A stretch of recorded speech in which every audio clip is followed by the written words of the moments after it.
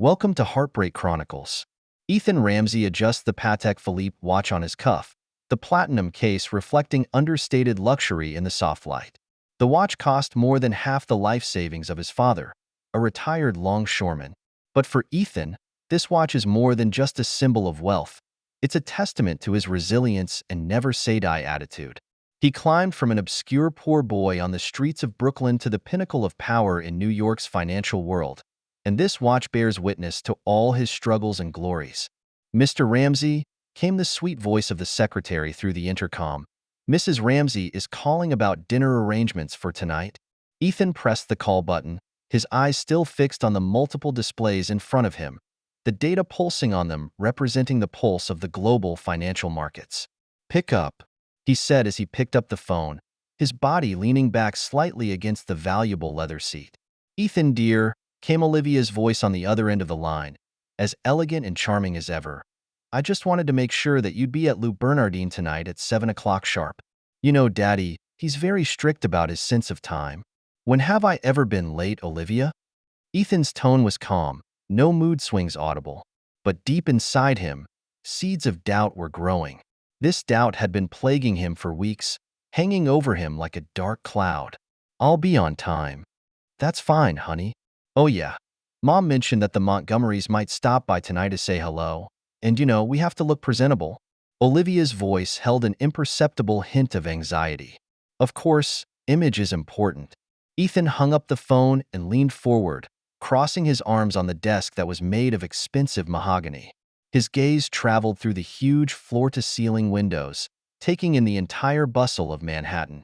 This was his kingdom, and he was the absolute master of it. The phone vibrated with the beep of a new message. Ethan picked up his cell phone, and his pupils contracted suddenly when he saw the message displayed on the screen. It was from the sync program he'd arranged to sync all those messages on Olivia's phone that she'd thought she'd deleted to his. His eyes were dead set on a revealing message addressed to B. "Missed you. Last night was crazy. When can I see you again? These social engagements are so suffocating. Bear with me for 2 more months, baby. Just 2 more months." Ethan's fingers tapped on the desktop, a habit he'd picked up in his younger days working on construction sites, when he'd always calculate how long it was until the end of the day. He opened another window and pulled up the preliminary investigation report on Benjamin Walker sent by the private investigator. A Harvard Law School graduate whose family has run an established law firm for 3 generations, and who was his father's partner, was the perfect match for the Olivia family's handpicked union. Ethan's eyes turned cold. "Mark," he said into the walkie-talkie, "I want you to go through all of Walker & Son's client files immediately, especially those who do business with the Ramsey Group." "Yes, sir." "Also, Ms. Caldwell has arrived for your 2 o'clock meeting. Let her in." Eleanor Caldwell walks into the office with a steady, strong stride, the kind of elite woman who knows she's been in the workplace for years. She worked in federal law enforcement for many years and has now switched to private investigation. She placed a craft paper bag on Ethan's desk containing the results of her weeks-long investigation of Olivia, Benjamin, and Olivia's parents, Frederick and Beatrice Huntington. "You've already read those messages, haven't you?" Eleanor asked, not bothering with pleasantries and getting right to the point. "Yeah, let's see what else you've got," Ethan said expressionlessly. Eleanor spreads out a stack of photos on her desktop of Olivia and Benjamin rendezvousing at the Four Seasons, dining at hidden restaurants, and secretly kissing in the parking lot. But what caught Ethan's attention the most was the picture of Olivia with her parents. Frederick and Beatrice Huntington are sitting around the dining room table, plotting something with their daughter, with papers scattered on the table. "The prenup expires in 63 days, Eleanor explains, and they've been planning this for a long time. Frederick Huntington has been quietly selling off assets and moving money to offshore accounts. They're preparing for a war." Ethan picks up a picture of Olivia and Benjamin with big smiles on their faces. They have no idea what a real war is. He turned to Eleanor. "What have you found out about Frederick's past?" "The Huntington family's shipping empire, that's just a front. Frederick inherited a large estate, but squandered it on bad investments and even worse hobbies. For years, they have relied on strategic marriages to maintain their social status. Olivia's sister, Abigail, Her first husband went bankrupt under similar circumstances just 3 years ago. Where's Benjamin? Typical rich kid, cynical. Cut off from his father's financial resources 2 years ago because of gambling, he owed a huge gambling debt, conservatively estimated at more than 8 figures. He's been embezzling client funds to keep up appearances, and Olivia's been helping him cover it up. Ethan stood up and straightened his couture suit. Get everything ready. When they make their move tonight, I'm going to make them completely destroyed for all eternity. Ethan spent the next few hours in meetings and on the phone, taking care of business and staying as sharp and efficient as he always is.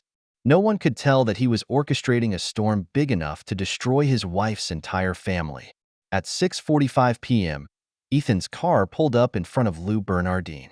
The restaurant manager greeted him with impeccable manners. "Good evening, Mr. Ramsey. Your family is waiting." Ethan walks into the restaurant and makes his way through the bustling crowd to the reserved table. Olivia's face immediately breaks into a huge smile when she sees him, but Ethan can now clearly see the calculation behind the smile. She reached up and stroked the strand of pearls around her neck that had been their anniversary gift, which now seemed to be an irony. "Darling." Olivia stood up and gave Ethan a soft kiss on the cheek. "You're finally here." The scent of her Chanel perfume was still captivating, but Ethan detected a hint of nervousness and unease. "Daddy has ordered a very nice bottle of red wine." Frederick Huntington sat like a king, with a full head of silver hair and a well-tailored suit that exuded the superiority of an old-money family. "Ah, Ethan, I took the liberty of ordering the 82 Lafite for a special occasion." Beatrice Huntington's smile was just right, too, but her eyes darted between her daughter and the entrance to the restaurant, as if she was expecting something. The waiter came by pushing the food cart with the $5,000 bottle of Lafite red wine on it. "Come on, let's have a toast." Frederick raised his glass. "To family." Ethan noticed Olivia's hand trembling slightly as she gripped her wine glass, and the pearls around her neck shimmered in the light from the $50,000 necklace he'd given her for her first wedding anniversary. Everything about her is so expensive, so refined, and so fake. The appetizers came up: caviar, Wagyu beef tartare, each costing more than Ethan's salary for the past week. Frederick kept ordering, each one more extravagant than the last. Olivia excuses herself to go to the restroom for the third time now, clutching her phone tightly. Ethan looked at her departing back and remembered those text messages he'd seen. "Mom, I can't live like this anymore. Benjamin has given me a zest for life that Ethan could never give me." Beatrice tries to make small talk with Ethan. "The Montgomery family asked about your new development in the Seaport District. That's an exciting one." "Indeed." Ethan took a sip of water and watched as Olivia walked back in, a hint of determination on her face, exactly the same expression she'd had when she'd made her closing argument in court. "Ethan," Olivia's voice was clearly audible over the din of the restaurant. "We need to talk?" Finally, the moment they had been waiting for. Ethan puts down his napkin and pulls out his cell phone. He's ready to show them what real power is. "Actually, Olivia," he said calmly, "I think we do need to talk." Eleanor waits for Ethan in the car, which is equipped with all sorts of high-tech equipment that takes in the entire restaurant. "Phase 1 is complete," she said into the microphone. "Benjamin's law firm has just received an anonymous tip about his creative accounting, and the Bar Association has stepped in to investigate." "Very well," Ethan said. "Now, find me all the dark information you've found in the Huntington family's past marriages. I want to know every plot, every union they've hatched." "You're going to destroy them completely, aren't you?" Eleanor asked. "No, Eleanor, destruction means chaos, and what I'm going to do is much worse than that." Ethan's smile was cold and cruel. "I'm going to destroy their world in the same precise and complete way that they plotted against me. I'm going to make the name Huntington a joke, a street rat in New York society." His cell phone rings, and it's a message from Benjamin, full of threats and shouting. Ethan forwards the message to his legal team with 2 words: "Get started." The limousine pulls away from Lou Bernardine, leaving Olivia's elaborate antics behind. In the car, Ethan finally allowed himself a sip of water, his mind already racing, planning his next move. "To the office," he said to the driver. "We have a lot to do tonight." Olivia Ramsey sits in Lou Bernardine, The expensive glass of Lafite wine in her hand has lost its tantalizing color and has become as bitter as she feels at the moment. A few minutes ago, Ethan had been sitting here, ripping her carefully constructed world to shreds in his usual, choppy tone. She thought she was the one leading the marriage game, but she didn't realize that from the very beginning, she was just a pawn in Ethan's hands, a joke that he played on her. In the restaurant, the other guests were still talking and laughing, enjoying their wine and food, and no one noticed the disoriented woman in the corner. The waiter approached and politely asked if he needed to pack the rest of her dishes for her, and Olivia mechanically shook her head. All she wanted to do now was escape from here, from this place that had disgraced her. She picks up her cell phone and tries to call Benjamin, only to find that her credit card has been frozen and her cell phone is unable to make any calls. It was at that moment that she truly realized that Ethan's comeback had been far more complete than she'd ever imagined. She stumbled out of the restaurant, the cold wind of an early fall night swathing her with the rancid smell of street trash cans, sending a wave of nausea through Olivia, who was used to the scent of fine perfume. She stood blankly on the street, the once familiar night scene of Manhattan now strange and hideous as well. A few minutes ago, she was the high and mighty Mrs. Ramsey, and now she's a homeless, penniless outcast. Meanwhile, Frederick Huntington was having one of the longest nights of his life. His pride and joy, Huntington Manor, the family's centuries-old mansion, is now under a cloud. Servants were shuttling back and forth in a panicked manner, carrying all sorts of valuables, and the air was filled with a kind of pre-apocalyptic panic. Just a few hours earlier, he and Ethan had been having a drink at Le Bernardin, thinking about how to divide up the Ramsey Group's assets, and now he had to face the harsh reality of his family's bankruptcy. "Master, it's no good." The butler ran over in a panic. "Our account in the Swiss bank has been frozen. All the funds cannot be withdrawn." Frederick's face instantly turned pale as he stumbled a few steps and almost fell to the ground. How is that possible? Those accounts were opened with fake identities. How could they possibly find out? "I don't know, my lord," cried the butler. "The creditors are now blocking the doorway, demanding that we pay the money at once, or else they'll take us to court." Frederick forced himself to calm down, knowing that at this point he had to keep his composure. "Where's Beatrice? Send her to me," he yelled at the butler. It wasn't long before Beatrice Huntington walked in wearing a silk nightgown, her face still wearing delicate makeup, but her eyes full of panic and unease. "Frederick, what the hell is going on? I just got a call from the bank saying that all of our credit cards have been deactivated and the jewelry that I was going to use for turnover, is gone." "What do you care about the jewels?" Frederick roared. "We're done, Beatrice. We're totally done. Ethan, that asshole, he knew about our plan. He's been spying on us." "No way," Beatrice screamed. "How could he have found out if we were so stealthy? It must have been that stupid Olivia. She must have leaked something." Just then, the phone rings again, and Frederick shakily picks it up, and a voice comes from it that gives him the creeps. "Good evening, Mr. Huntington." Ethan's voice came through the receiver loud and clear. "I hope you enjoyed my gift to you." "Oh yeah, I forgot to tell you that I've acquired all your debts, including your borrowings from those underground money changers. This means that from now on, every penny you owe me must be repaid with interest. Otherwise, I don't mind giving you a taste of what it was like back when you were hanging out on the streets of Brooklyn." Frederick only felt a chill run from the soles of his feet straight to the top of his head, and he opened his mouth, but he couldn't say anything. "Also," Ethan's voice continued, "I suggest that you dispose of those illegally transferred assets as soon as possible, as I have reported you to the FBI for financial crimes. I'm sure that soon, they'll be coming to my door. Good luck, Mr. Huntington." The phone was hung up, and Frederick stood there as if he were a statue whose soul had been emptied. And Benjamin Walker, once a rising star in the world of lawyering, is now huddled and shivering in the corner of his swanky apartment. A few hours ago, he was with Olivia, looking forward to a bright future, and now he's a street rat who's been beaten up by everyone. His cell phone had been bombarded with all kinds of threatening texts and debt collection calls all day. Those clients he once thought he could manipulate at will are now his claimed enemies. To make matters worse, he received a notice from his law firm that he was fired, and that he would face a bar association investigation and possibly even the revocation of his law license for allegedly misappropriating client funds. He tries to contact Olivia, but realizes her phone is off. He tries again to contact his father, the man who calls the shots at the bar, only to be told that his father is under investigation by the FBI and is in trouble himself. Benjamin felt a wave of despair and knew that he was finished, completely finished. Everything he once had, his reputation, his status, his wealth, was wiped out overnight. Ethan's plan for revenge runs as efficiently as a precision machine. He used the contacts and resources he had built up over the years to push the Pierce family and Benjamin to the brink.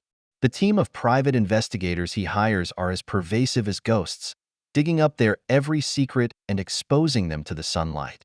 He manipulated the financial markets so that the Pierce family's assets evaporated overnight. He used the power of the media to publicize their scandal and make them the laughingstock of all of New York. Friends and partners who once surrounded the Pierce family are now shunning them for fear of being implicated. Those who had once flattered them had now changed their faces to one of indifference. Those who once groveled before them are now falling all over them. In a matter of days, the Pierce family's social empire collapsed, and they fell from heaven to hell. Their reputation and status, which they had worked so hard for so many years, was wiped out overnight. And it was all Ethan's doing. He was like a cold chess player, manipulating everything on the board and driving his opponent to his death step by step. Olivia eventually returns to Huntington Manor, a place that once symbolized her glory and dreams, but is now her refuge and possibly her grave. She wandered like a ghost through the empty room, where the laughter of the past had long since been replaced by the shouts of her creditors and the sighs of her servants. She tries to contact her former friends, only to find that she has been blackballed by everyone. Every message she posted on social media drew a barrage of mockery and abuse. Frederick spends his days locked in his study, trying to find a way out, only to realize that all paths of escape have been blocked by Ethan. Beatrice, on the other hand, curses Olivia and Ethan like crazy, blaming them for all her misfortunes. Despair spreads like a plague through the once glorious family, and everyone languishes in the shadow of Ethan's vengeance, waiting for the final judgment to come. They finally realized what a terrifying enemy they had incurred. Ethan, on the other hand, is standing in his office overlooking the city, a cold smile on his lips. His plan for revenge has only just begun. Faced with Ethan's devastating attack, Olivia and Benjamin realized that they must act or die. Despite their slim hopes, they decided to throw their weight around and try to fight back with what little resources they had left. They found a self-proclaimed middleman who claimed to be able to contact forces willing to deal with Ethan, but who would require them to pay a large operating fee. "We need a break that will put Ethan under pressure," Benjamin said, his voice raspy and his eyes filled with anxiety and unease. He said as he paced back and forth across the room in annoyance, his once meticulous hairstyle now disheveled, and his expensive suit crumpled and piled on top of him, no longer in its former glory. "Perhaps we can start with his company and create some negative news to shake his foundation." Olivia sits on the couch, pale and hollow-eyed. She mechanically flipped through her cell phone, the screen filling up with all sorts of negative stories about her and the Huntington family, each one like a sharp knife, stabbing her hard in the heart. "I know a couple of journalists," she muttered.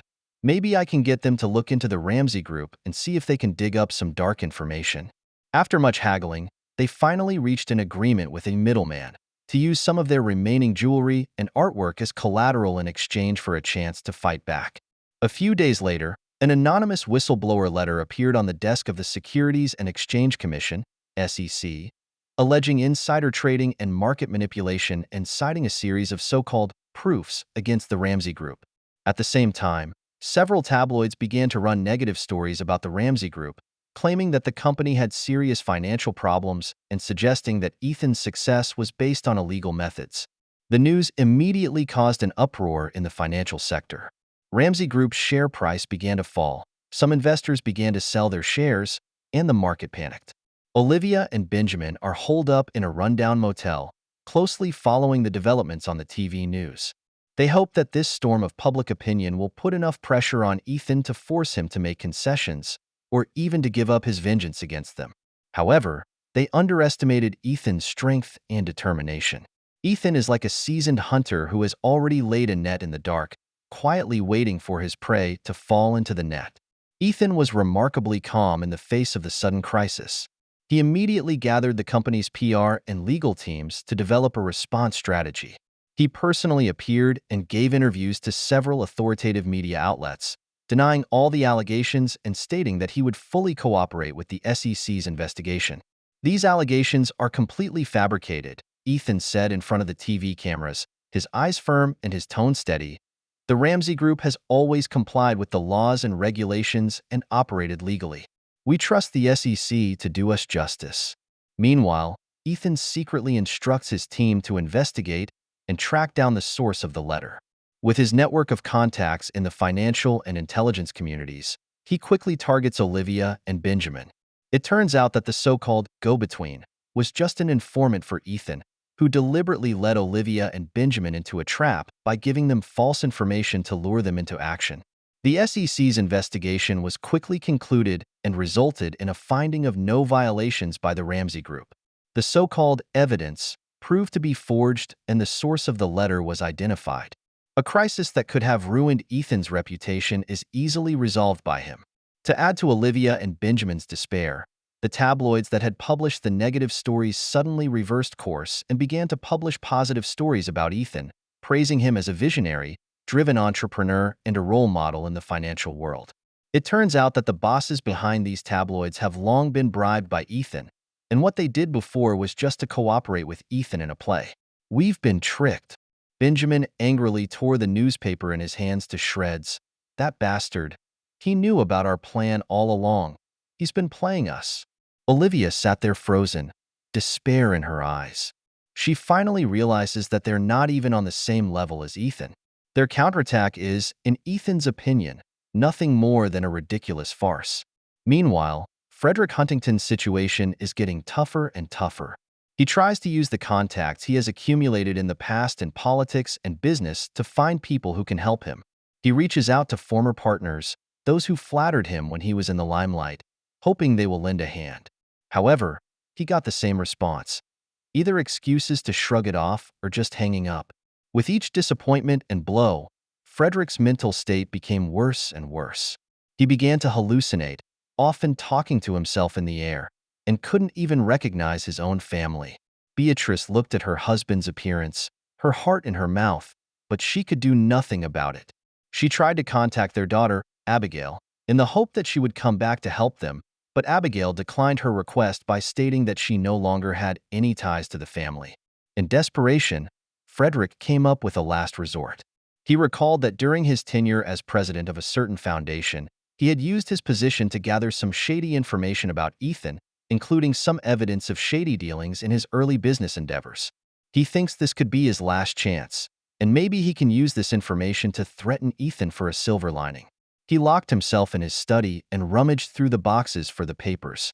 Beatrice made several attempts to get in, but was rudely thrown out. "Leave me alone," he yelled. "I'm saving our family." Finally, Frederick found the files. He puts the papers into a craft bag and prepares to give them to Ethan in person. He believed that if he released the documents to the public, Ethan would be disgraced. What he doesn't realize, however, is that Ethan has it all under control. Ethan has been keeping tabs on Frederick's every move through his contacts in the Huntington family. He lured Frederick out by deliberately putting out false information that Frederick was led to believe could threaten him. Frederick took the file and went to a cafe that Ethan had specified. He walks into the cafe and sees Ethan already sitting there waiting for him. He walks over to Ethan and places the craft bag on the table. "Here's what you want," Frederick said, his voice hoarse and his eyes wild. "Leave us alone or I'll make this public." Ethan picked up the craft bag, opened it and looked at it, then smiled. "You think these things can threaten me?" he said contemptuously. "You're naive." Just then, several uniformed FBI agents walked in and surrounded Frederick. "Frederick Huntington," said one of the agents, "you're under arrest on suspicion of racketeering, falsifying evidence, and obstruction of justice." Frederick looks around in horror as he finally realizes that he has once again fallen into Ethan's trap. He tried to struggle, but was held firmly down by the agents. "You can't do this to me," he cried out in desperation. "I'm Frederick Huntington, I know." Before he could finish his sentence, his hands were handcuffed by one of the agents. He was taken away, leaving Ethan sitting alone with a triumphant smile on his face. Olivia and Benjamin saw the news of Frederick's arrest on TV and knew that it was over. Their last counterattack ended in utter failure. They were like two trapped beasts cornered to the brink of extinction, with no choice but to fold their hands. With the arrest of Frederick Huntington, the Huntington family's once glorious century-old edifice collapsed. What was once a prominent family name is now synonymous with shame and sin. Beatrice Huntington, faced with a sudden change of heart and her husband's imprisonment, suffered a complete nervous breakdown and was sent to a sanatorium. The once glamorous socialite is now so desiccated and bleary-eyed that she is left to live the rest of her life on drugs and memories. Their daughter, Abigail, announced early on that she was severing her ties with the family and taking her children far away in an attempt to escape the shadow of the Huntington family. In her last email to Olivia, she wrote, "I used to think we were different, but now I realize that we are both victims of this rotten family. I won't let my kids make the same mistakes we did." James Walker, a once promising member of the legal profession's elite, has been sentenced to prison on several charges, including misappropriation of client funds. In prison, he has tasted the warmth of human feelings and has finally begun to reflect on his life. He wrote several letters to Olivia, full of remorse, but he never got a reply. Unbeknownst to him, Olivia had long since left the city of hurt to start a new life. And Olivia, after all this, finally realizes that everything she once pursued, those so-called wealth, status, and reputation, are just passing clouds, meaningless. She lost everything, but was given a chance to start over. With Ethan's arrangement, she traveled to Seattle, pregnant and alone. Ethan handed her a thick envelope containing a divorce settlement, a trust fund document, and a one-way ticket to Seattle. "You deserve this." Ethan's voice was cold and calm. "The trust fund is enough to give you and the child a decent life, but never come back to New York and never use the child for any gain again." Olivia took the envelope with a shudder, knowing that this was her final goodbye to Ethan and the moment when she would make a clean break with her past. She looked at Ethan, the man she'd once loved to hate, with mixed emotions. She had thought she could control him and use him, but she hadn't expected to end up being completely destroyed by him. "You won." Olivia's voice was husky with a hint of bitterness. "You destroyed us all." "I'm just taking back what's mine." Ethan's tone remained calm. "Your game was doomed from the start." "What about the baby?" Olivia asked. "What are you going to do with him?" "He'll have everything he needs," Ethan says, "but he'll never know about the Huntington family's past or the dirty deals and conspiracies. He will grow up, study, work, and create his own future with his own hands like a normal person." Olivia looked at Ethan, and she knew that what he said was true. He'll give his child the best education, the best life, but he'll never let him know where he came from or have any connection to the Huntington family. "If that's what you want," she whispered. "That's what I want." Ethan turned and left without another glance at Olivia. On the plane, Olivia looks out the window as the bustle of New York fades into the horizon. She stroked her slightly bulging belly, her mind filled with confusion and unease. She didn't know what the future held, but she knew that she had to be strong, for herself and for her child. In Seattle, Olivia started a whole new life. She rents a small apartment and pays her living expenses from a trust fund provided by Ethan. She enrolled in a pregnancy care course to learn how to take care of herself and her soon-to-be-born child. She started reading various parenting books and trying to learn to be a competent mother. She's no longer the glamorous socialite or the ambitious lawyer. She's just an ordinary pregnant woman, a soon-to-be mother. She began to learn to cook for herself, clean her room, and take care of herself. Instead of indulging in luxuries and parties, she started focusing on simple and real things like her child's health, future education, and how to keep him happy. She named her child Samuel, a common, warm name with no family stigma or flavor of power or money. She wanted him to grow up free and easy like a normal person, to have his own, simple and happy life. In her battle with Ethan, Olivia loses everything, but is given a chance for a fresh start, free from the Huntington family. She no longer had to live up to the expectations and eyes of others, or use lies and deception to maintain her position. She can finally be herself, a real, independent, dignified woman, and Ethan, after completely destroying the Huntington family, has reached a new peak in his career. He has built the Ramsey Group into a business empire with interests in finance, real estate, and technology. He became the hottest business leader in New York, and his name appeared frequently on the covers of major financial magazines. He has transformed what was once the Huntington estate into a community center that provides education, training, and employment opportunities for local residents. He has also established a scholarship for deserving students who come from poor families. In his own way, he is giving back to the community and changing the city. He took James Walker's former law firm under his wing, overhauled it, and built it into one of the most respected law firms in the industry. He hired the best lawyers, developed the strictest code of ethics, and changed its name to Ramsey and Associates, completely erasing the James Walker name. He became the city's new game changer, and in his own way, he redefined the meaning of success and power. He was no longer the poor kid from Brooklyn, but the true master of the city. After the dust settled, Ethan stood in front of the floor-to-ceiling windows of his office, overlooking all of New York. The afterglow of the setting sun poured over him, stretching his silhouette. He thinks of Olivia, of the woman who used to make his heart sing, and of the betrayal and hurt she brought him. He knew that he had won the battle, but he hadn't won it easily. He destroyed a family and a relationship. He got everything he wanted, but he also lost something. He didn't know if he was really happy, but he knew that he had to move on because there was no turning back. His revenge is over, but his story continues. He will continue to write his own saga, one of power, ambition, and redemption. And the demise of the Huntington family would become one of the most compelling chapters in the saga, a cautionary tale for future generations. 10 years have flown by. The grudges and feuds that once existed faded under the wash of time. New York's financial landscape has long since changed, with the Ramsey Group at the top and the Huntington family name a dusty relic in the pages of history, occasionally mentioned with a sigh of relief in the company of the older generation. Ethan Ramsey, the former Avenger, is now the city's most prestigious business magnate and philanthropist. He is no longer featured on the covers of gossip magazines, replaced by in-depth coverage of his business strategies and philanthropy in financial magazines. He has built the Ramsey Group into a vast empire spanning finance, technology, real estate, education, and more, and his every move affects the pulse of the city. What was once the Huntington Manor, a mansion that witnessed countless intrigues and betrayals, is now the center of the bustling Foster community. The spacious ballroom no longer echoes with the hypocritical pleasantries of high society, but with the laughter of children learning programming, painting, and music.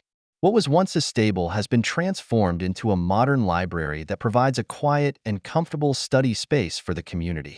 What was once a garden has been transformed into a community farm that grows a variety of organic vegetables to provide fresh and healthy ingredients for the local school cafeteria. Ethan named the community center after his late son, Samuel Foster Community Center, as a tribute to that innocent child and as a reminder to himself to never forget. He hopes that this community center can become a cradle of hope, providing a fair chance for children who come from poor backgrounds to compete, so that they can change their destiny and create their own future through their own efforts. Each year, Ethan takes the time to come to the community center and participate in various activities with the children. He would tell them his story and encourage them to be brave and follow their dreams and never give up. He told them that it is not important to be born, but to have dreams, perseverance, and determination to change their destiny. And Olivia, in her 10 years in Seattle, has completed her own transformation. She raised Samuel and watched him grow from a nursing baby to a smart and understanding teenager. With a trust fund provided by Ethan, she completed a master's degree in education and started the Head Start Center, an educational organization that specializes in helping children with learning disabilities. She has applied her experience and knowledge gained from raising Samuel to her educational practice, helping many children like Samuel who have been neglected under the traditional education system. She has found that these children often have unique talents and gifts that just need to be channeled and inspired in a different way. The center has gradually gained a good reputation in the local community, and more parents come to send their children here. Olivia has also grown from her initial confusion and insecurity to become a confident, independent, and caring educator.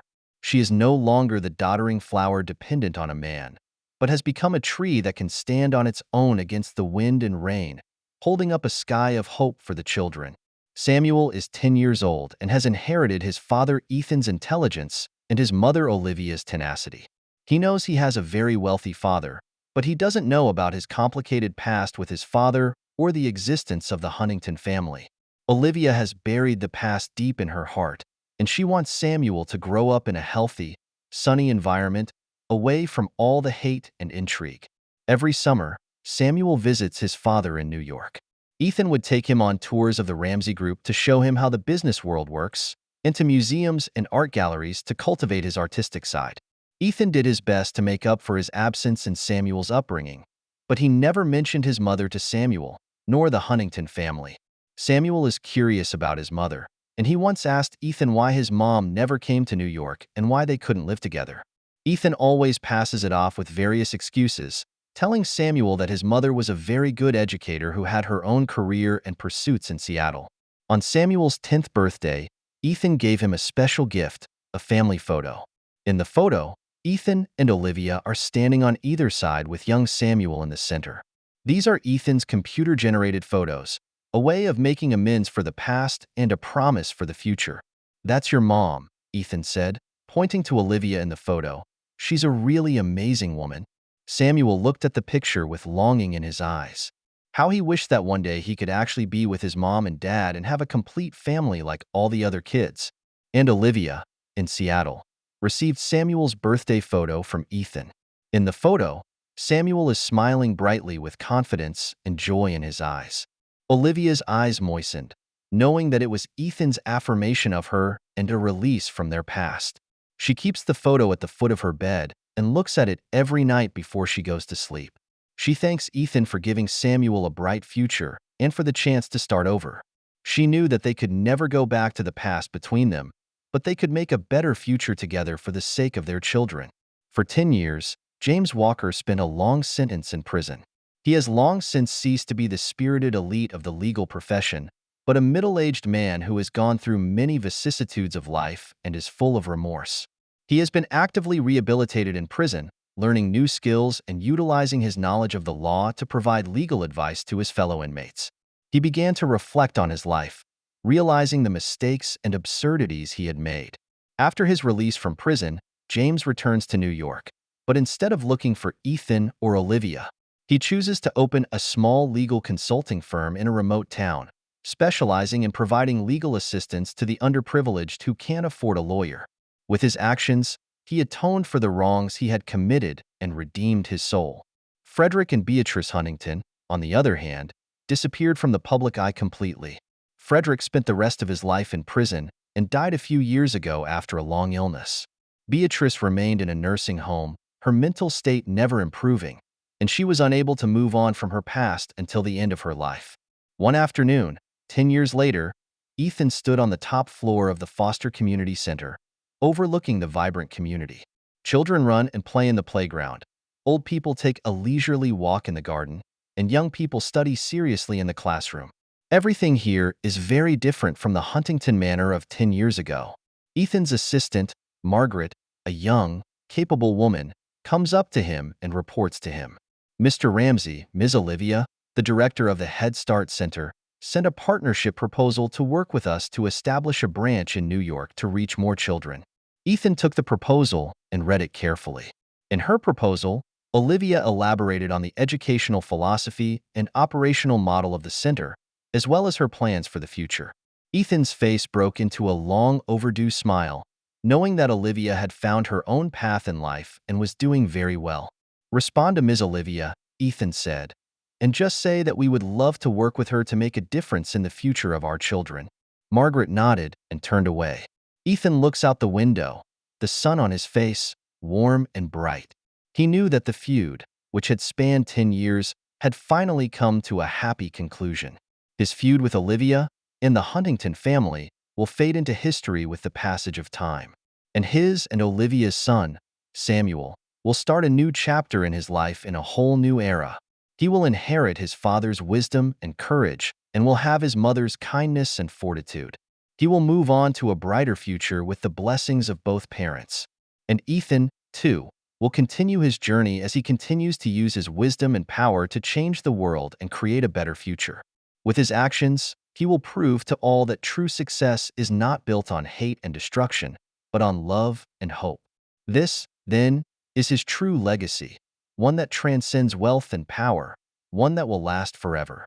That's the end of today's story. For more captivating tales, hit subscribe and never miss an episode.